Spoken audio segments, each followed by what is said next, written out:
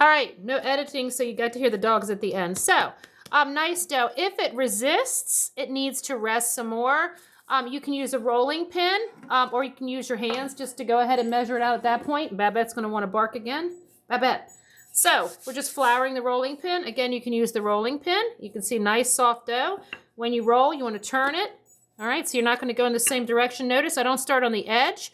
I start right in the center of the dough, and I just work it out like that. So it's personal preference, whether you want to use a rolling pin or just do it by hand. So, you know, the way I was taught is just do it by hand, and you just stretch it, and you can work the dough. I got lots of background noise today, guys. And anyway, just working the dough this way, stretching it out. You can just hold it, and you can see as I hold it up, the dough will just stretch out. And we watched the one video, or actually several videos when they were kneading. And you can see I can just work this dough around, right? And it just stretches it out. Now, do I want a thin crust? Do I want a thick crust? Again, we're all getting into personal preference. Again, if you want to just go ahead and start from that point, you can roll it out some more.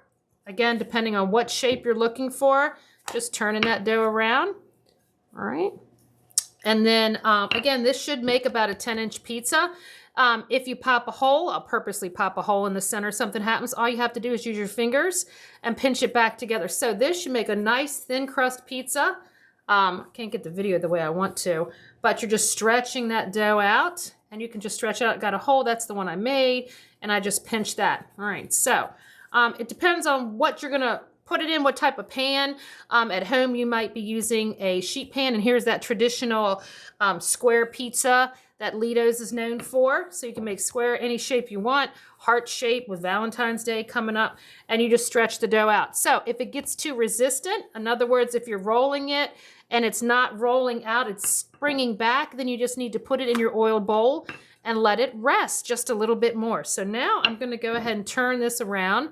And I'm going to start a video where I'm going to try to get pictures of me throwing this pizza dough in the air and twisting it and turning it with the way we had a demo. Again, I can just go ahead and fold this back over, all right, reshape this, and then I can just let this rest a little bit more.